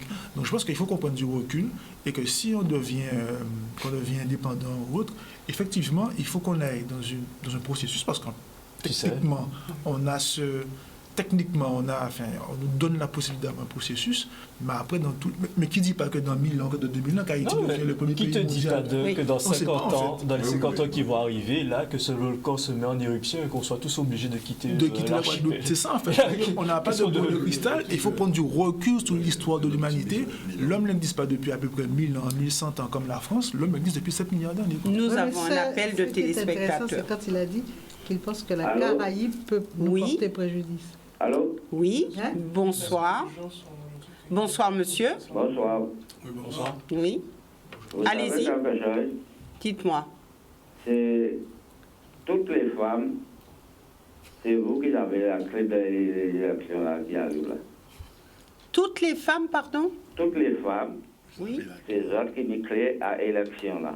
Ah, d'accord. Parce que vous dites, toute femme, quand on va voter pour un femme en groupe, nous allons chicaner Macron. Et en ayant vivre les peines point. Parce que depuis ces présidentielles, on a toujours voté les peines. Et on a vu des gens qui disent, ah, on va pas voter. On a dit, mais si on va débattre de droit, on va débarrer chemin là. Mais on va laisser d'autres gens décider, c'est la parole, ça vous aura dit. Ils n'ont pas qu'à voter, mais on n'a pas le droit à la parole lundi. Mais moi, je dis toute femme, essayez de mettre une femme président de la République en chouti aussi. Pas assez barrer les peines racistes. Moi, il y a 6 000 racistes. Il y a 32 communes en Guadeloupe. Et il y a qui sont très, très racistes. Alors, Marine n'a pas raciste. Tout partout ni raciste. Mériter de nettoyer la France est trop sale. Et Marine Le Pen fait pour mon rien. Il fait mieux que ces noms-là. C'est parce qu'il y a peur Marine Le Pen. Il y a dit barré, raciste. Il n'y a pas de raciste. Et depuis moi, j'ai voté sans seul militant à la c'est à Marine Le Pen. Oh, wow. Merci, monsieur. Donc, nous poursuivons. Je ne sais pas, même. Oui. Il faut nettoyer la France, je ne sais pas. Pardon? Il a dit qu'il faut nettoyer la France, je ne sais pas. Je pense qu'il parlait de l'administration dans la manière dont elle est gouvernée à l'état actuel. Ah, l'administration, je veux qu'il parlait du peuple français. Non. Je pense qu'il parlait vraiment de la manière dont c'est hiérarchisé. Moi, ce qui m'épate, c'est en quoi ça le regarde. Quoi donc? Que ce soit Guadeloupéen, en quoi ça tourne? Il faut nettoyer la France. Moi, ça m'a toujours épaté. Parce que... Les gens qui se sentent vraiment concernés parce que... moi, je sais pas. J'avais eu un débat hier, justement, moi, je avec sais ma pas, famille sur est-ce qu'on est d'abord guadeloupéen ou on est français. Il y en a qui disaient nous sommes français tout court, il y en a qui disaient nous sommes guadeloupéens tout court, avant d'être français avant tout. Alors moi... Ah, c'était où ce débat? Non, c'était en interne au sein de la famille. Mais moi, je dis que si on est guadeloupéen et qu'on répond « je suis français d'abord », c'est que les élus ont échoué. Je suis désolée. Moi, je ne sais pas, j'ai des amis normands. On va demander à un Breton, surtout les Bretons qui sont autonomistes, beaucoup. On va demander à un Breton s'il est français avant d'être breton. Et voilà. Le Corse, n'en parlons pas. Donc ce qui est gênant, c'est que Guadeloupéen puisse dire « je suis d'abord français avant d'être Guadeloupéen », c'est bizarre. Moi, je trouve ça bizarre. C'est parce que quelque part, il y a quelque chose qui a manqué, parce qu'ils sont pas... Quand ils sont nés bébés, ils n'ont pas dit je suis français ou je suis guadeloupéen. C'est qu'au fur et à mesure que la vie s'est écoulée, il a manqué quelque chose. Mais voilà un autre sujet de débat. Vraiment, ce grand plateau, on a que des sujets de débat. Ça rejoint le livre qui avait fait débat il y a quelques mois de ça. Les Guadeloupéens se cachent pour être français. Se cachent d'être français. Se cachent pour être français. Ça, succès de librairie. C'est un très beau coup. Nous avons encore un appel, beaucoup d'appels. Donc, on va revenir avec vous rapidement. Bonsoir, nous vous écoutons. Oui, bonsoir. Bonsoir, monsieur. Je voulais dire que Madame Chevry a essayé tout à l'heure, a essayé de donner l'explication sur la politique en Guadeloupe vis-à-vis de l'élection, en fin de compte, qui se passe. En fin de compte, on se rend compte que le président de la République Macron, dans les dom-toms, il a été éliminé, quoi. Il a été éliminé. Mais en France aussi, les choses, vu que, il est là, c'est prédit qu'il devait être là, depuis à l'avance. Quand on regarde bien, si on fait une remontée dans les 40 ans, 30-40 ans en arrière, regardez les sondages des présidents sortants et dites-moi à combien ils sont. Ces gens-là ne dépassaient pas 30% et ils étaient largement inférieurs. Alors, quand on pronostique ce gars-là à plus de 30%, on nous fait une lavage d'esprit, je veux bien, ceux qui veulent le croiront, mais moi, je ne marche pas dans ça. Bon, je dis que les invités qui sont là devaient déjà, il y a deux candidats qui sont en liste, nous donner des explications. Parce que je vais vous dire, Macron, on l'a eu pendant 5 ans, et pendant ces 5 ans, on a vu ce qui s'est passé. Et on a eu une crise politique, je ne dis pas crise sanitaire, crise politique là, pendant 2 ans. Il a essayé de nous mettre à genoux et à couler pas mal d'entreprises, de faire perdre les gens leur travail. Et là, on devait donner des explications aux Guadeloupéens qui sont indécis. On n'est pas là à ce jour, on n'est pas là. On est là en train de préparer l'avenir de nos petits-enfants, de nos enfants. Moi, j'ai déjà certain âge, et moi, je dis qu'on doit faire le nécessaire. Vous êtes sur le plateau, donnez exactement, dites aux gens, parce que vous suivez la politique, souvent je vous vois à la télé, leur expliquer exactement pour quelles raisons le Guadeloupéen il a pas voulu Macron, et même en France, les gens se sont mobilisés pour aller s'inscrire et aller voter pour faire dégager M. Macron. Parce que M. Macron, quand vous regardez bien, M. Macron ne peut pas sortir dans la rue s'il n'y a pas une escorte de CRS pour le protéger. Et il ne peut pas parler si quelqu'un ne puisse pas le faire fermer sa bouche avec vérité. Alors moi je dis là, actuellement, vous êtes là, n'ayez pas peur, les Guadeloupéens ont besoin de savoir, souvent les gens ils ont des tranchées, mais il y a d'autres qui sont indécis. Nous, on travaille pour l'avenir. Moi je vous dis, moi je travaille pour l'avenir de mes enfants. Moi, j'ai déjà fait un temps, j'ai 65 ans, travaillons pour l'avenir l'avenir de nos enfants, pour nos petits-enfants, pour nos personnels soignants, pour nos médecins des spécialistes qui nous ont, ils ont arrêté de travailler, qui ne peuvent pas travailler, on en a besoin. Il y a tout ça, il y a beaucoup de choses à parler, je ne veux pas être long, je vous laisse la parole pour donner des explications bien, pour que les gens puissent aller voter et voter en masse ici dans les dortoirs et en France, et voter pour changer le système. Allez, merci beaucoup, messieurs, dames. Merci, monsieur, pour cet appel. Ben voilà, qui veut répondre?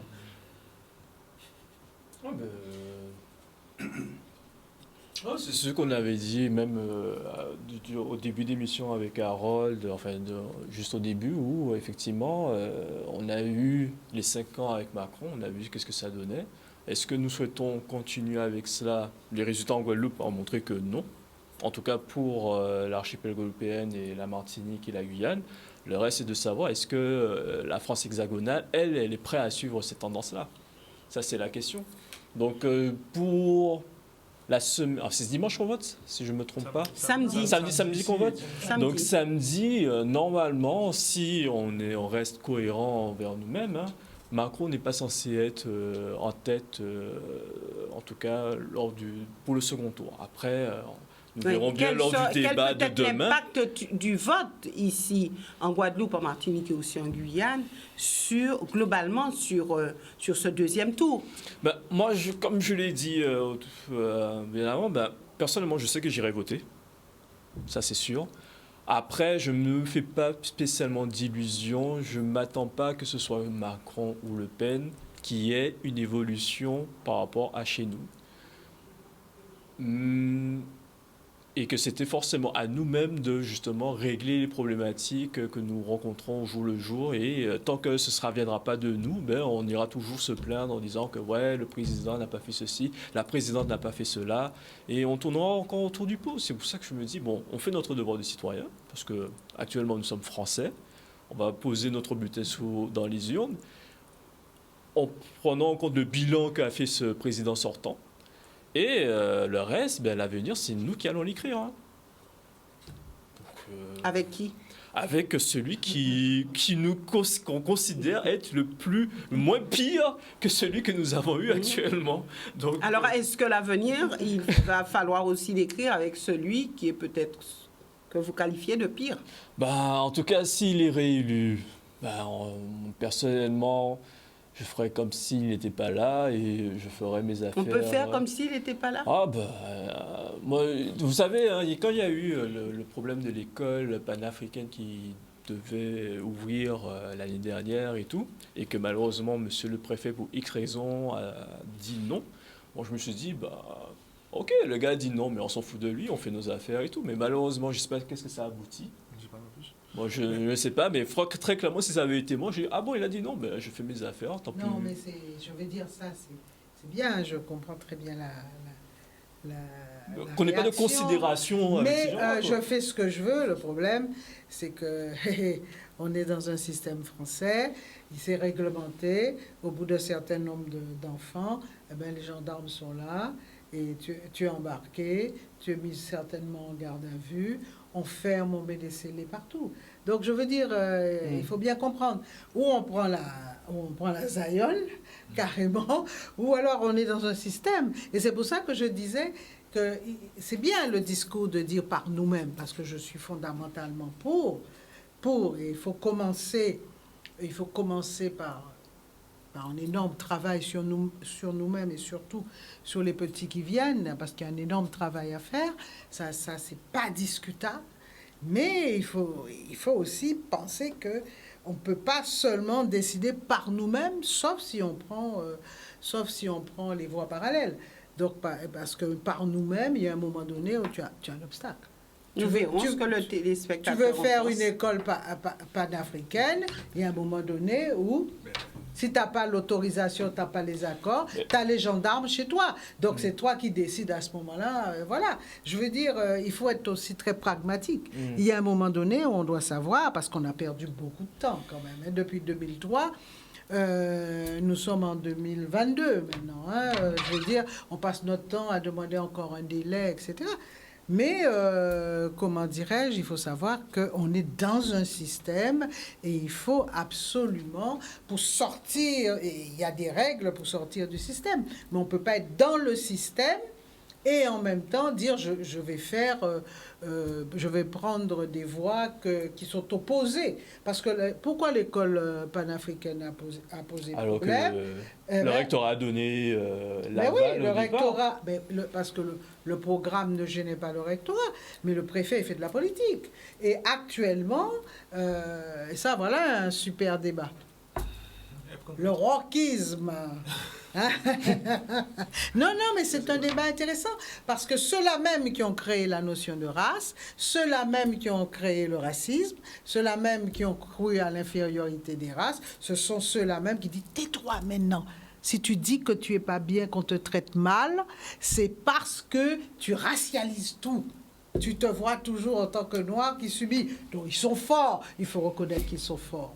Mais on peut être plus fort qu'eux. C'est ça la question, quand tu sais déjà comment l'autre va réagir. Donc c'est pour ça que l'exemple est très bon de l'école. Mais justement, on est bloqué. On est obligé de passer par les juridictions. Nous avons un appel. Et juste après, je reviens avec vous. Allez-y, monsieur, bonsoir. Bonsoir. Allez-y. Bonsoir. Oui, bonsoir. Bonsoir. Oui, allô, vous m'entendez là? Très bien. Ok, merci. Donc je dis bonsoir à tout le monde. Bonsoir à la Guadeloupe.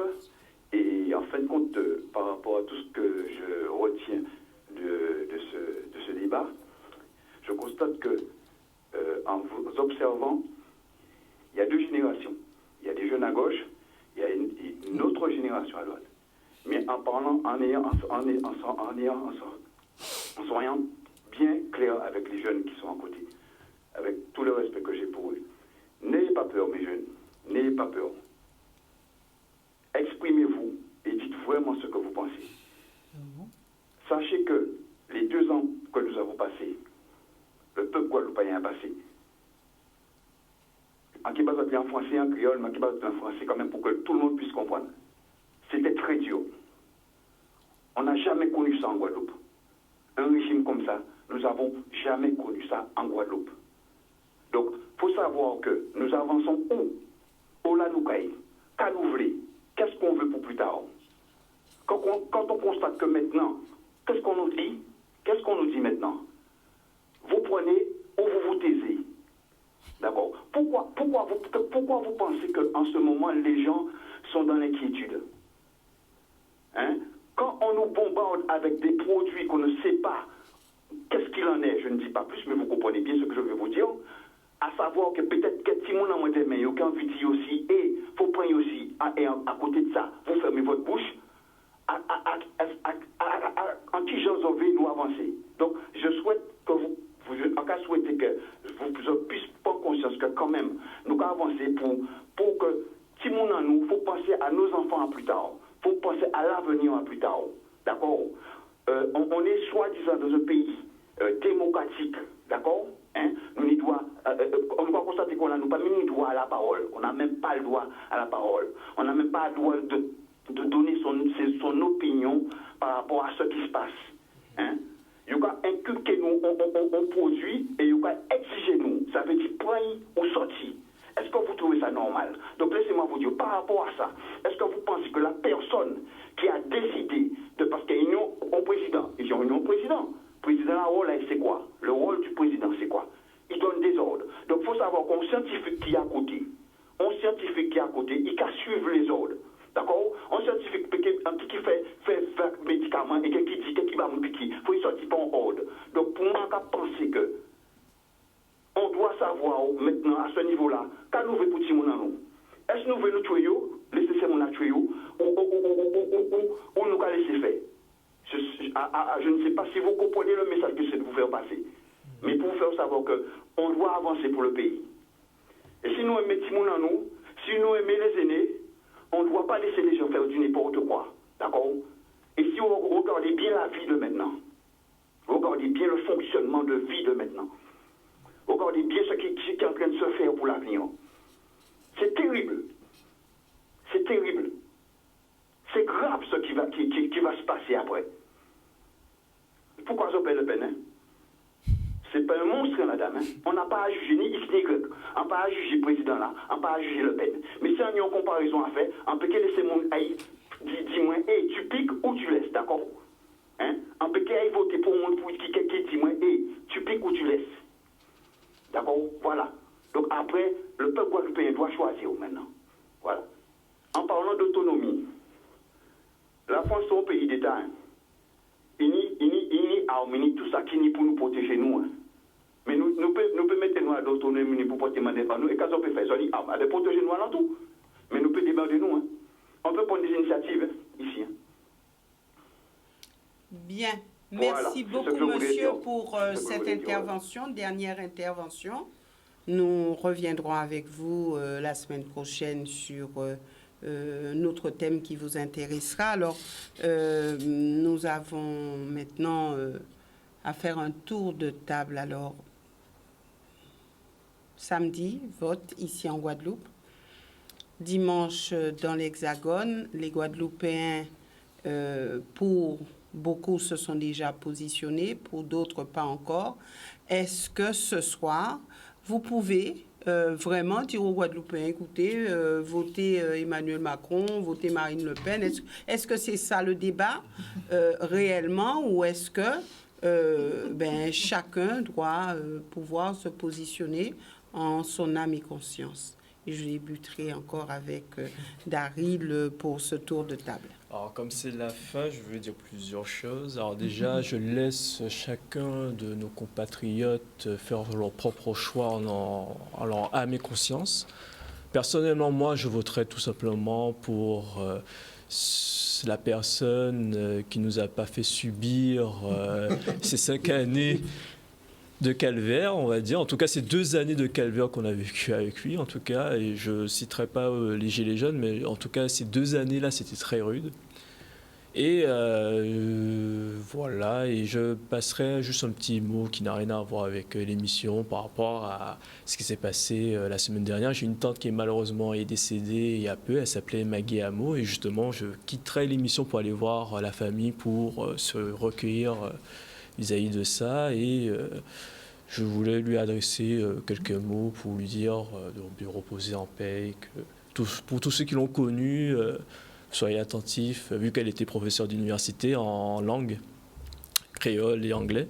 Donc voilà, vous aurez bientôt les informations dans les jours qui vont suivre.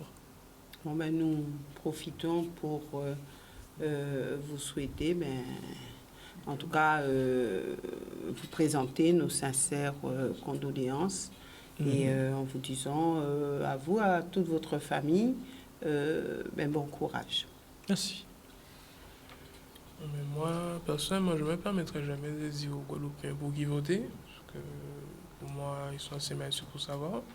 Moi, je voterai pour la personne, disons que la personne pour laquelle que je pense fera le moins de mal aux Guadeloupéens, et ainsi qu'à moi et à moi-même, parce que j'avoue que pendant certaines années, comme dit Daryl, pas mal de souffrances se sont passées. Sinon, il y a de fortes chances que je fasse un vote blanc, mais je vais voter quand même. Et une dernière chose que je dirais, c'est si les Guadeloupéens veulent prendre une certaine indépendance, faites-le, mais une chose qu'il y a, c'est il y a des gens très talentueux que j'ai rencontrés qui peuvent vraiment faire monter le pays très haut. Et s'il vous plaît, tout le monde, je vais tous vous demander, écoutez-moi bien, tous vous demander, de ne rester pas là à regarder et agissez. Arrêtez de vous plaindre, s'il vous plaît, agissez. C'est ce que je demande aux gens qui y a, agissez. Ne vous restez pas là à vous plaindre, parce que je comprends plein de gens comme ça qui se plaignent. Non, agissez, parce que sinon, c'est les autres qui vont agir à notre place, et ça, ce sera trop tard. Voilà. Maniembe. Ok, moi je dirais juste que moi je vais être franc, moi je n'invite pas les gens à aller voter Le Pen ou Macron, chacun est grand, il fait ce qu'il veut, mais je pense qu'aujourd'hui, que plus que jamais, il faut qu'on commence à se poser des questions par rapport à nous, ce que nous voulons en tant que Guadeloupéens véritablement, quel projet qu'on met en place, parce que peu importe la personne qui aura à Paris, à l'Élysée, cette décision, il y a des décisions qu'on fait. Il y a des éléments qu'on peut mettre en place, comme il dit, dès aujourd'hui. Il y a des éléments, si on parle de processus d'autonomie, mais il y a un processus, pourquoi pas l'entamer, mais que dans tous les cas, ce sera à nous de passer à l'acte et ce sera à nous de faire ce qu'il y a à faire. Et ce qu'il a dit, c'est très bien parce que je l'ai dit la même chose, qu'aujourd'hui, qu'il faut passer à l'action. C'est-à-dire, c'est bien de se plaindre, c'est bien de discuter et autres. Je sais pas, il y a 10 milliards de choses à faire en Guadeloupe. Docteur Joseph a dit, il a dit partout sur les zones, il y a 3000 plots endémiques en Guadeloupe. Il y a la géothermie, il y a les plages, il y a tout ce qu'il faut en Guadeloupe. Il y a tout ce qu'il faut pour pouvoir vivre. Et la Guadeloupe, c'est la Guadeloupe de mer, de terre et aussi de ciel, je le rappelle. Donc, il faut bien comprendre que c'est une Guadeloupe tridimensionnelle et qu'il faut qu'on prenne conscience de ça. Ensuite, au niveau du national, moi, je dirais que de toutes les façons, plus que jamais, chacun défend son intérêt. C'est-à-dire que les Français ont voté Macron parce que Macron allait un peu plus dans leur intérêt que peut-être que Marine Le Pen ou autre. Donc chacun va, on est dans une ère d'intérêt où chacun défend son intérêt. Donc est-ce que l'intérêt de Paris c'est le nôtre? Je laisserai Mme Chevry pour répondre à la question. Mais dans tous les cas, des blagues à part, Mme Chevry, mais blagues à part, je pense qu'il faut qu'on prenne conscience que notre intérêt doit passer, Guadeloupe doit passer maintenant plus que jamais avant l'intérêt national. Merci. C'est mon avis. Voilà, rapidement, avec vous. Oui, très, très rapidement. Tout d'abord, pour dire que j'étais ravie d'échanger avec les... je n'aime pas dire le terme jeune, parce que ça a un côté, comment dirais-je, c'est pas individualisé, etc. Mais vraiment, j'étais vraiment très contente.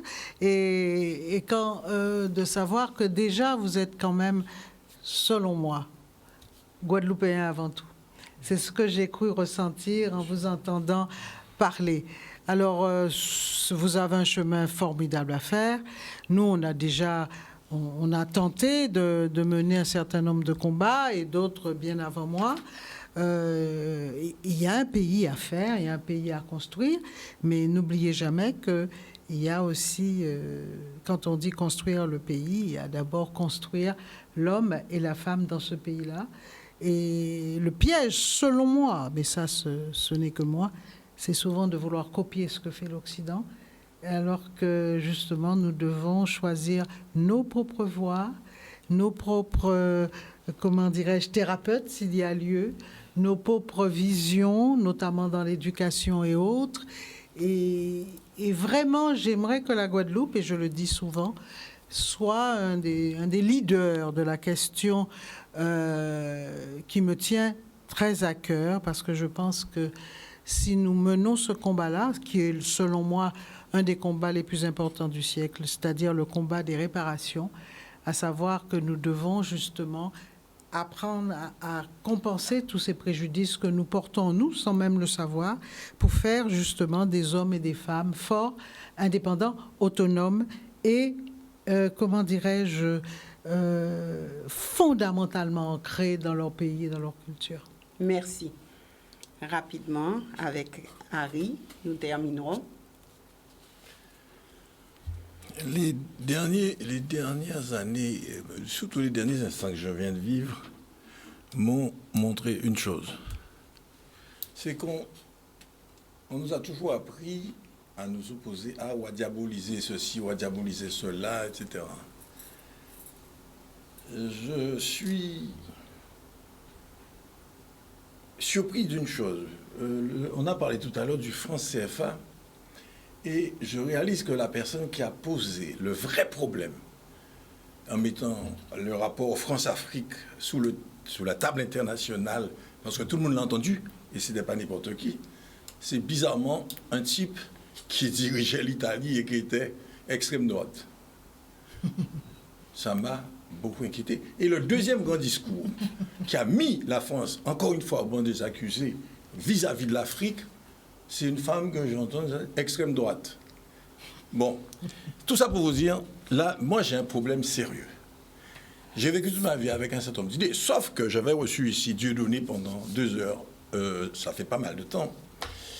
Et ce qui m'avait surpris, parce qu'on traite Dieudonné d'homme d'extrême droite, par une seule raison, la seule personne qui l'a soutenu, c'était Le Pen. Tout le monde l'avait tué. Tout le monde l'a lâché. Alors que moi, quand je regarde certains humoristes, comme il y en a qu'on montré récemment, qu'est-ce qu'on n'a pas dit concernant... Eh bien, ce type-là, tout le monde l'a lâché. Mais tout le monde l'a lâché et Le Pen l'avait soutenu. Alors, vous savez, Rapidement. Le monde, alors rapidement, mais le monde évolue. Et j'ai vu récemment d'ailleurs qu'on a invectivé Le Pen ici. Ça m'a choqué parce que ça m'avait déjà choqué dans les années 87 quand il était venu. Le Pen a empêché d'atterrir. Ça m'avait choqué.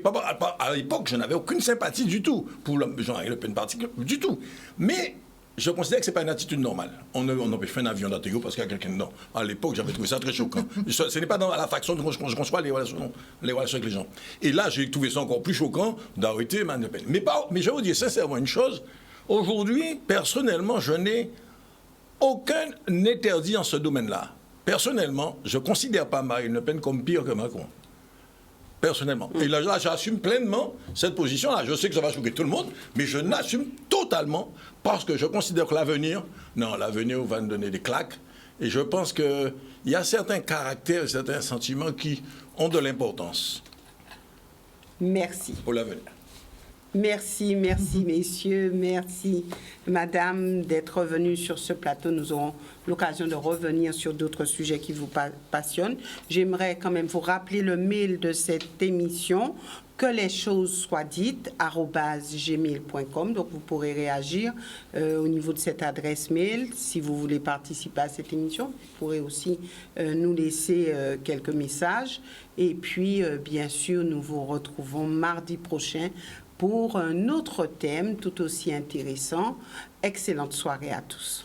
Et puis surtout, n'oubliez pas notre soirée électorale dimanche à 19h30. À bientôt.